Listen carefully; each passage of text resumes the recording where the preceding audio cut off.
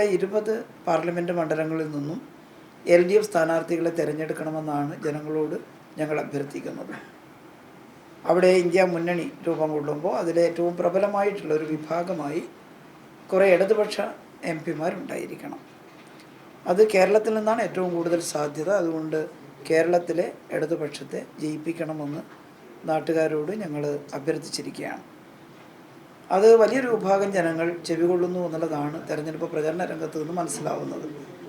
ഇത്തവണ എന്തായാലും പാർലമെൻറ്റിൽ നല്ല അളവിൽ സീറ്റുകൾ എത്രയെന്നൊക്കെ ചിലർ ചോദിക്കും. ഒരു 15-ൽ കൂടുതലാവാം എന്നൊക്കെയാണ് ഞങ്ങളിപ്പോൾ പറയുന്നത്. LDF വിജയിക്കും എന്നുള്ള നല്ല പ്രതീക്ഷയിൽ തന്നെയാണ് ഞങ്ങൾ ഉള്ളത്. ആ കൂട്ടത്തിൽ വടകര കോൺസ്റ്റിറ്റ്യുവൻസിയിൽ ഉറപ്പായിട്ടും ഇടതുപക്ഷ ജനാധിപത്യ മുന്നണി വിജയിക്കും. ഞങ്ങൾ ഈ പാർലമെൻറ്റ് ഇലക്ഷനിൽ ചർച്ചയ്ക്ക് വെക്കുന്ന രണ്ടാമത്തെ വിഷയം അത് സംസ്ഥാനവുമായി ബന്ധപ്പെട്ടതാണ്. ഞാനിതെപ്പോഴും പറയാറുണ്ട്. പക്ഷേ ഒരു സങ്കടം എന്താണെന്ന് വെച്ചാൽ പത്രസമ്മേളനം എല്ലാം കഴിഞ്ഞ് പിറ്റേന്ന് മാധ്യമം കാണുമ്പോഴും അപ്പോൾ കാണുമ്പോഴും നിങ്ങൾ ചോദിക്കുന്ന ചില സെൻസേഷനലായിട്ടുള്ള വിഷയങ്ങളിൽ എന്തെങ്കിലും മറുപടി പറഞ്ഞാൽ അതിനെ ഒന്ന് ട്വിസ്റ്റ് ചെയ്ത് വൈകാരികമാക്കി കൊടുക്കാനാണ് താല്പര്യം. ഞാൻ അത്ഭുതപ്പെടുകയാണ്. ഞാൻ ആദ്യം തന്നെ MLA ആയിട്ട് അസംബ്ലിയിൽ പോകുമ്പം കുറേയും കൂടി മാറ്റമായിരുന്നു മാധ്യമപ്രവർത്തന രംഗത്ത്. വളരെ കാമ്പുള്ളൊരു പ്രസംഗം നടത്തിയാൽ പിറ്റേന്ന് പ്രമുഖ പത്രങ്ങളിലെല്ലാം അത് ആരോ ആവട്ടെ, പ്രതിപക്ഷത്തോ ഭരണപക്ഷത്തോ, ഭംഗിയായിട്ട് അച്ചടിച്ചു വരും. ഇപ്പം അങ്ങനെയല്ല. വന്ന് ഈ കാലമാകുമ്പോൾ വളരെ സെൻസേഷനലായിട്ട് പറയുന്നതിന് മാത്രം കൊടുക്കുക. മറ്റു വിഷയങ്ങളൊന്നും. ഞാൻ അവിടെ മീറ്റ് ദി പ്രസ് പരിപാടിയിൽ പങ്കെടുത്തിട്ട് ഈ കാര്യങ്ങൾ പറഞ്ഞതാണ്. പക്ഷേ ഞങ്ങൾ ഉന്നയിക്കുന്ന മുദ്രാവാക്യം രണ്ടാമത്തതാണ് ഞാൻ പറയാൻ ഉദ്ദേശിക്കുന്നത്. ഒന്നാമത്തെ പറഞ്ഞു. നിങ്ങൾ ആരെങ്കിലും അതിനൊരു പ്രാധാന്യം കൊടുത്ത് പ്രസിദ്ധീകരിച്ചോ എന്നുള്ളത് അപൂർവം ചിലർ ലൈവ് കൊടുത്തിട്ടുണ്ട്. മറ്റുള്ളതെല്ലാം വേറെ ചില വിഷയങ്ങളിലേക്ക് തിരിച്ചു വിടാൻ വേണ്ടിയിട്ട് മനഃപൂർവ്വം ചിലർ, മാധ്യമപ്രവർത്തകരാണെന്ന് ഞാൻ പറയുന്നില്ല, ചിലർ ശ്രമിക്കുമ്പോൾ അതിൻ്റെ കൂടെ ആയിപ്പോകുന്നു.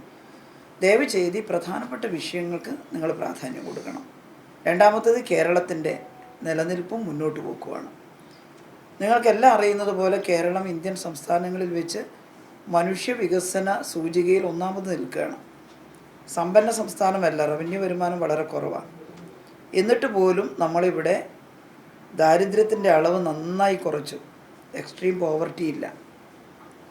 അതുപോലെ തന്നെ വാസയോഗ്യമായ വീടുകൾ, കുട്ടികളെ പഠിക്കാൻ തൊട്ടടുത്ത് പഠിപ്പിക്കാൻ സ്കൂളുകൾ, ചികിത്സിക്കാൻ ഗ്രാമത്തിലടക്കം ഹെൽത്ത് സെൻ്ററുകൾ, വലിയ വലിയ ആശുപത്രികൾ എല്ലാം ഉണ്ട്.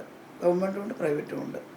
ഇത്ര വിപുലമായ ആരോഗ്യ വിദ്യാഭ്യാസ സംവിധാനം നിലവിൽ വന്നിട്ടുള്ള മറ്റധികം പ്രദേശങ്ങൾ, കൂറ്റൻ ഹോസ്പിറ്റലൊക്കെ എല്ലാ സംസ്ഥാനത്തും ഉണ്ട്. പക്ഷേ ഗ്രാമീണ തലത്തിലടക്കം ഇങ്ങനെ വിന്യസിക്കപ്പെട്ടിട്ടുള്ള ഒരിടം കാണാൻ പ്രയാസമാണ്. നമ്മളവിടെയാണ് ജീവിക്കുന്നത് കേരളത്തിൽ. പിന്നെ നമ്മുടെ സഹിഷ്ണുത. ഒരു പറമ്പത്ത് അമ്പലം ഉണ്ടാകും, അപ്പുറത്തെ പറമ്പത്ത് മോസ്ക് ആയിരിക്കും, അവിടെ ചർച്ച ആയിരിക്കും, ഇഷ്ടമുള്ളതുപോലെ പ്രാർത്ഥിക്കുന്നു. അസഹിഷ്ണുതയില്ല, നമ്മൾ സമാധാനത്തോടെ ജീവിക്കുന്നു. ഇങ്ങനെ ഒരവസ്ഥ ഇന്ത്യയിലുടനീളം ഉണ്ടായാൽ യാതൊരു പ്രശ്നത്തിനും ഇടയാവില്ല. അതുകൊണ്ട് പാർലമെൻറ്റിൽ കേരളത്തിൻ്റെ മാതൃകയിൽ നമുക്ക് ഇന്ത്യയിലാകെ അതുണ്ടാവണം എന്ന് പറയാനൊരവസരമാണ് കിട്ടുക. പിന്നെ ഈ അവസ്ഥ കേരളത്തിൽ നിലനിർത്തണം. ഇത് നിലനിർത്തണമെങ്കിൽ നമുക്ക് നല്ല സപ്പോർട്ട് ഉണ്ടാവണം സെൻട്രൽ ഗവൺമെൻറ്റിൽ നിന്ന്.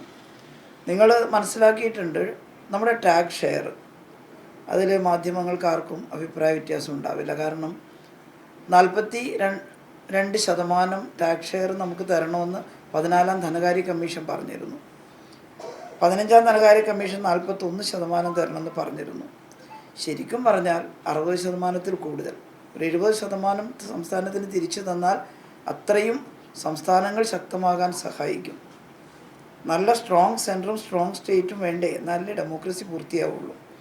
നമുക്ക് 30% പറയുന്നു, അത്ര പോലും കിട്ടുന്നില്ല പലപ്പോഴും.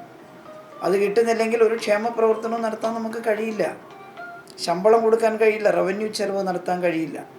അതുകൊണ്ട് നമ്മൾ നേടിയ ഈ നേട്ടം പലതരം പ്രവർത്തനങ്ങളുടെ ഒരു ആ സ്തംഭത്തിലാണ് നിൽക്കുന്നത്. കുറേ 1600 രൂപ വെച്ചുള്ള ക്ഷേമ പെൻഷൻ, കുറേ സബ്സിഡൈസ്ഡ് ആയിട്ടുള്ള ഭക്ഷ്യധാന്യ വിതരണം, പരമ്പരാഗത വ്യവസായ മേഖലയ്ക്ക് നൽകുന്ന സബ്സിഡികൾ, ഇതെല്ലാം ചേർത്തിട്ടാണ് നമ്മുടെ ഈ അവസ്ഥ, ഒരു മെച്ചപ്പെട്ട അവസ്ഥ നിൽക്കുന്നത്. അത് പിൻവലിച്ചാൽ നമ്മുടെ ഈ മെച്ചപ്പെട്ട അവസ്ഥ തകർന്ന് ഒരുപാട് ആളുകൾ വീണ്ടും പഴയ ദാരിദ്ര്യത്തിലേക്ക് തിരിച്ചു പോകും.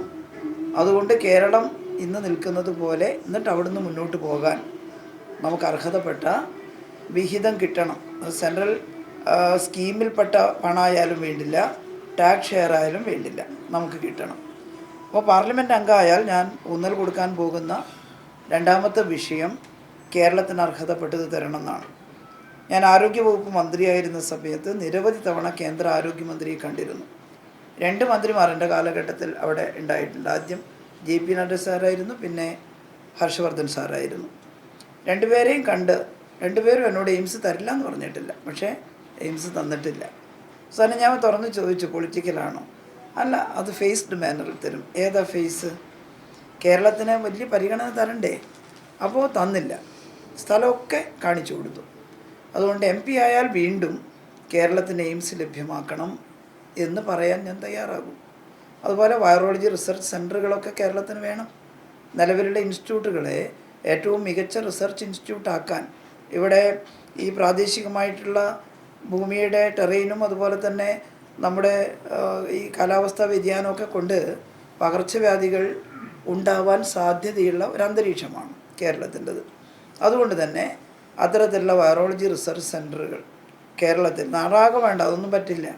എവിടെയെങ്കിലും റീജിയണലായിട്ട് അങ്ങനെ പറ്റുള്ളൂ. വൈറോളജി ഇൻസ്റ്റിറ്റ്യൂട്ടൊക്കെ എല്ലാ പഞ്ചായത്തിലോ എല്ലാ അസംബ്ലി മണ്ഡലത്തിലൊന്നും പറ്റില്ല. പക്ഷേ വേണം നമുക്കുള്ളതിനെ മെച്ചപ്പെടുത്താൻ. ഇപ്പോൾ കോഴിക്കോടുണ്ട്, നമുക്കതിനെ നല്ല ഒരു കണ്ടീഷനിൽ നല്ലൊരു അവസ്ഥയിൽ അന്താരാഷ്ട്ര നിലവാരത്തിലാക്കി തന്നാൽ മതി. അപ്പോൾ അതിനൊക്കെ വേണ്ടിയിട്ട് കേരളത്തിന് വേണ്ടി അവിടെ എല്ലാ കാര്യവും പറഞ്ഞിട്ടുള്ള പ്രവർത്തിക്കും. മൂന്നാമത്തത് നമ്മുടെ മണ്ഡലത്തിൻ്റെ വികസനമാണ്. വടകര പാർലമെൻറ്റ് മണ്ഡലത്തിൻ്റെ ഈ യാത്ര